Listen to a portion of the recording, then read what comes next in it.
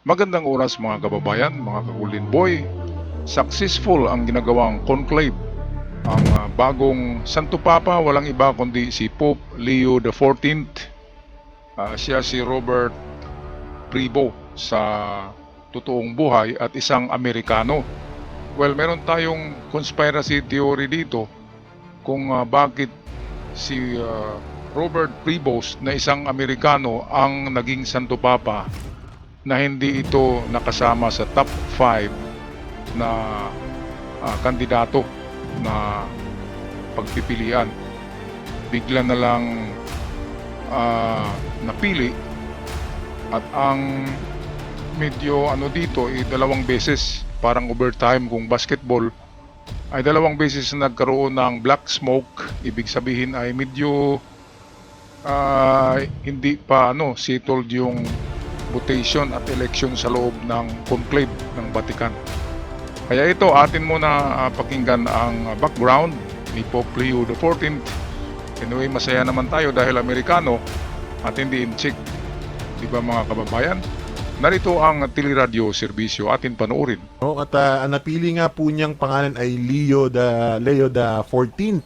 At kanina ho nabanggit ng aming kasama dito na na sa research parang 100 years ago na bago ginamit ulit yung pangalan na Leo, no. So sabi ko nga ako kanina, meron ding itong bigat, no, yung pagpili ng pangalan. At ano ho kaya sa tingin niyo, bakit ho kaya muling nabuhay ulit itong pangalang Leo sa ating bagong Santo Papa?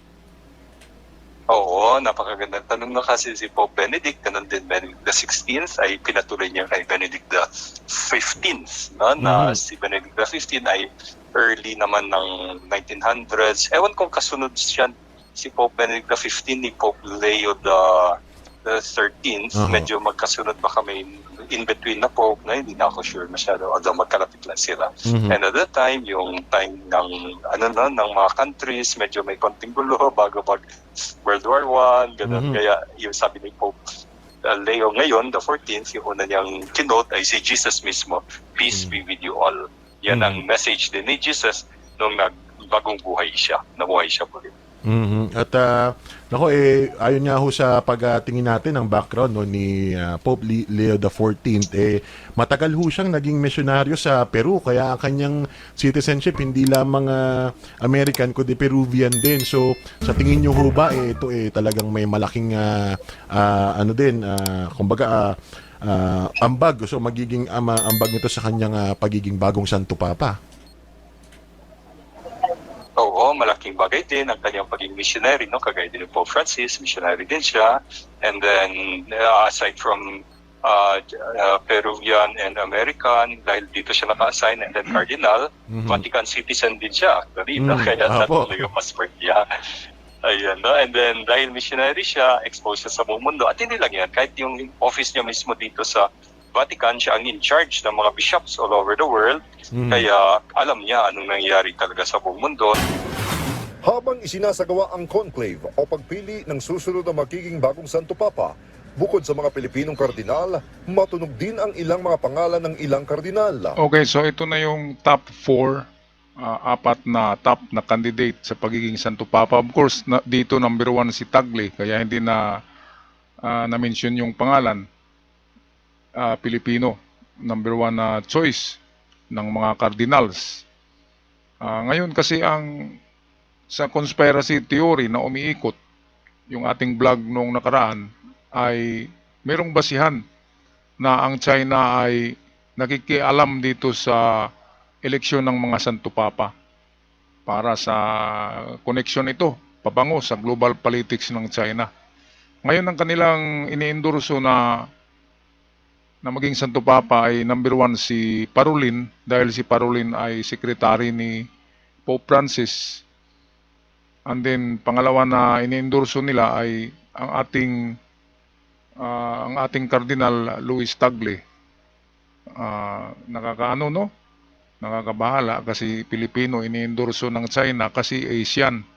Gusto ng China Asian Kung hindi Asian ay yung pro-China. Ngayon, ang pangatlo nito ay yung isa si Italian, anding pang-apat na top 4 candidate ay isang African, isang Negro Black Pope. At lumabas sa mga survey na si Robert Prevost, itong si Leo XIV, ay nasa number 8 lang ito na choice sa Vatican. Pero biglang naging Santo Papa, di ba? Kaya medyo may chaos to sa eleksyon sa loob eh. Dahil 2 araw bago sila naka-finalize at 2 beses din na bumuga ng maitim na usok ang chimney ng Vatican. Ibig sabihin medyo magulo sa loob, walang napili. At nitong pangatlong gabi ay lumabas na ang puting usok. Well, meron ding galaw si Donald Trump dito. Hindi lang wala lang gaanong nag-vlog nito. Si Donald Trump ay gusto rin na i-counter ang pag-impluensya ng China sa Vatican. Kaya, di ba nag-post si Donald Trump na gusto niyang maging Santo Papa. Parang joke lang yun, di ba? Nakadamit siya ng Santo Papa. Pero ngayon nakita natin lumabas, Amerikano ang nagiging Santo Papa. So Donald Trump is for American, Pope Leo XIV is an American. So merong coincidence mga kababayan, ano sa tingin nyo? Di ba? O bakit nag-post si Donald Trump na siya ay Santo Papa? At kung Santo Papa ay maging Amerikano, connection ito sa layunin ng Amerika na America will be great again. Ibig sabihin ay great again at ang China ay malibing na yan. Maiwan na yan doon sa kamutihan. Sa kamutihan siya maiiwan ang China. Kaya iyak ang China dito sa nangyaring ito. Kasi hindi lumabas yung 2 paborito nila. Imbis na nasa top 2, top 1 si Tagle at si Parolin ay palaging nasa number 1 sa survey ay iba ang lumabas, di ba? Akala natin si Tagle na eh. Kung si Tagle naman, magandang ano yan sa Pilipinas.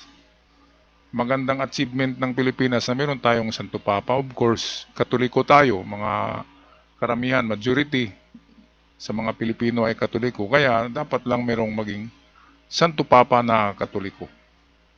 Okay, so patuloy tayo sa ito.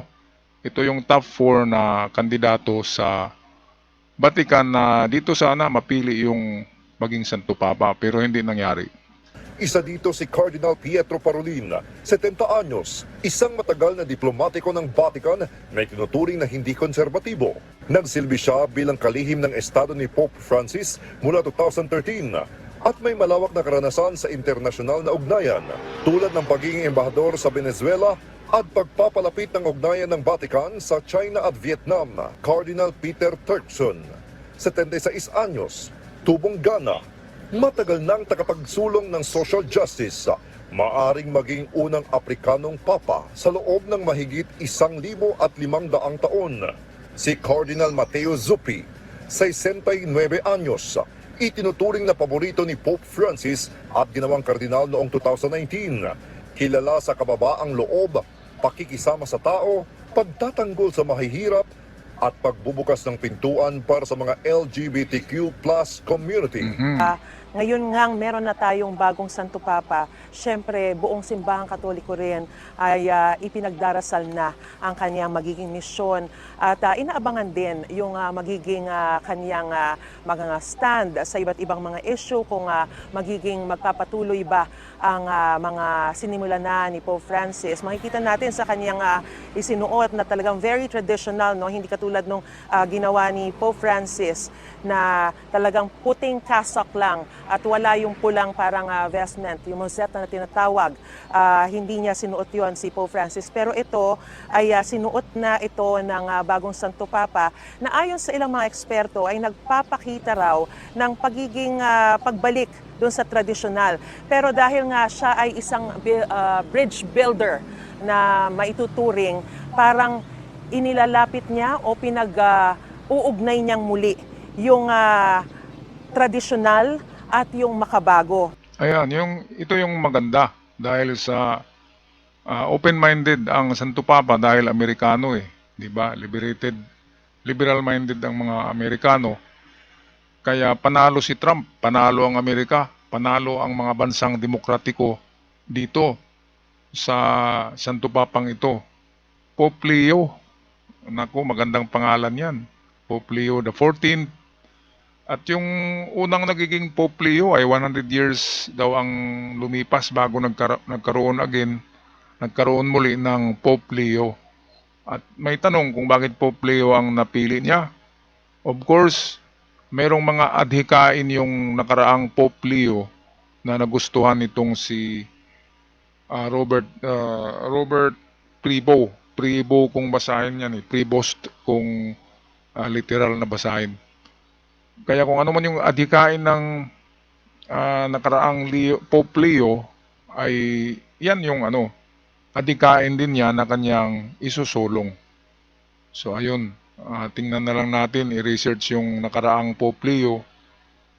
Isang centennial na ang nakaraan, 100 years na ang nakaraang Pope Leo. Kaya minsan lang tayo nakarinig ng Pope Leo na Santo Papa. At isa pa palang Amerikano ito. Swerteng-swerte. At coincidence, sa post ni Donald Trump na siya ang magiging susunod na Santo Papa. Kaya ito, Amerikano nga ang nagiging Santo Papa. What a coincidence. Okay, so ito, meron akong tiningnan sa Google para makita nyo rin mga kababayan ang choices, top 4, top 5 na cardinal na magiging Santo Papa sana. Narito, atin panoorin. At marami ang nabigla mga kababayan dahil sa ibang pangalan ang lumabas na naging Santo Papa. Ito ang top 3 prospect ayon sa mga survey diyan sa Vatican. Si Parolin talaga number 1. Number 2, Luis Tagle. At itong pangatlo ay si Pisa Balia. Okay, meron pang isang Aprikano na pang-apat. At tingnan natin sa iba dito sa ito. Dito ay lumabas ito yata si Prevost, si Pope Leo, itong pang 1, 2, 3, 4, pang 5. Nasa top 5 na siya Dito naman dito ay nasa top 3 siya. Pero si Tagle at si Parolin ay palaging 1 and 2 ang posisyon sa survey. At itong Aprikano, palaging lumalabas din yan. Nasa top 3. Kahit saan tayo magtingin dito mga kababayan, no? Ito, Parolin pa rin, saka yung Aprikano, saka si Tagle.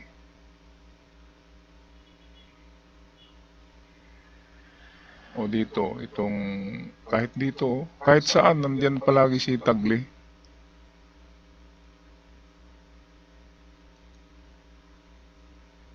Ito dito, si Tagle, nandiyan, number 1. Number 2, si Parolin, nandito pa rin ang Aprikano.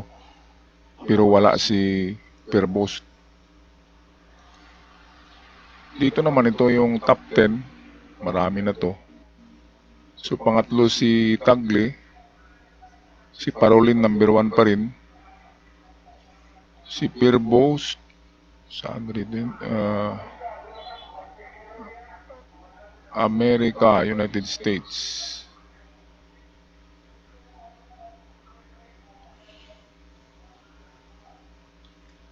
Ito, number lang si Prevost Number 8. Number 8 siya Kaya magtaka tayo, bakit ganon ang nangyari? Well, meron kasing conspiracy theory na umiikot sa pagpili ng Santo Papa kasi ang China ay gumagawa ng galaw ang China. Ang paborito ng China na maging Santo Papa ay si Parolin dahil sa meron na silang connection nito at si Tagle dahil si Tagle ay isang Asyano at first time na magiging Asyano. Kaya ito ang sinusuportahan ng China.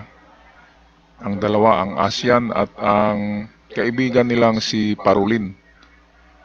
Ngayon kung naalala nyo, si Trump ay nagpo-post sa social media na siya yung maging Santo Papa. Parang joke lang tingnan, pero meron palang laman. Alam ni Trump na Amerikano ang magiging Santo Papa. To make America great again. So dito iyak ang China. Natalo ang China sa galawan sa loob ng Vatican. Natalo. Hindi nanalo ang manok ng China. Kung si Tagle naman ay ang naging Santo Papa, maligaya na rin ng Pilipinas. Kaso mas ma-impluwensya pala ang Amerika. First time na nag-post ang American President na siya yung Santo Papa, di ba? At kung nakuha niyo ang riddle sa conspiracy theory, kaya nga pumunta si Trump sa Vatican. Di natin alam kung anong galawan diyan, pero ang alam natin ay mas malakas ang impluwensya ng Amerika sa eleksyon ng bagong Pope dahil Amerikano ang lumabas na Santo Papa. Maligaya tayo dahil Amerikano, hindi inchik, di ba? Pero kung tingnan natin ay pangwalo nga lang si Prevost sa itong survey diyan sa Vatican, ay pangwalo lang sa posisyon na paborito. Pero yung 1 and 2 talaga hanggang 3 ay of course nandiyan palagi si Tagle at yung Negro, yung African, at number 1 palagi si Petro Parolin, which is secretary right hand ni Pope Francis. And Pope Francis pala ay meron ding pinirmahan na agreement sa China noon, kaya paborito ng China ang Santo Papang si Pope Francis at itong si Parolin. At pangalawang paborito, kung napansin natin, ay napakaraming nag-vlog kay Luis Antonio Tagle dahil pangalawang paborito ito ng China dahil sa Asiano. Kahit na Pilipino ay may lahing Chinese kasi si Tagle, kaya paborito ng China. Yan ay conspiracy theory lang, hindi yan 100% na parang chismis lang yan, pero yan ang ating naririnig. Pero sabi nga sa English, they ain't see it coming. Hindi nila nakikita ang parating. Si Donald Trump ay nag-post na nakasuot ng Santo Papa at sabi ni Donald Trump, ako ang susunod na Santo Papa. Yun pala ay isang riddle lamang, isang talinghaga. At ngayon nga lumabas na Amerikano ang naging Santo Papa. Grabe, talo, iyak ang China eh. Iyak si Xi Jinping dahil hindi nanalo ang kanyang mga manok. At dito natin malaman na mas malakas talaga ang impluwensya ng Amerika. Okay, ito na napansin ko ito kasi wala palagi si Prevost sa top 5. Nasa top 8 lang siya sa selection sa Vatican. Kahit saang survey pa tingnan nyo sa Google ay yung number 1 ay si Parolin talaga, second Tagle, and then yung isang Afrikano. So ano sa palagay nyo mga kababayan? Magkapareho ba tayo ng iniisip? Pero walang masama kung Amerikano ang magiging Santo Papa dahil alam naman natin na democratic. Di ba kaysa doon sa merong secret agreement with Xi Jinping.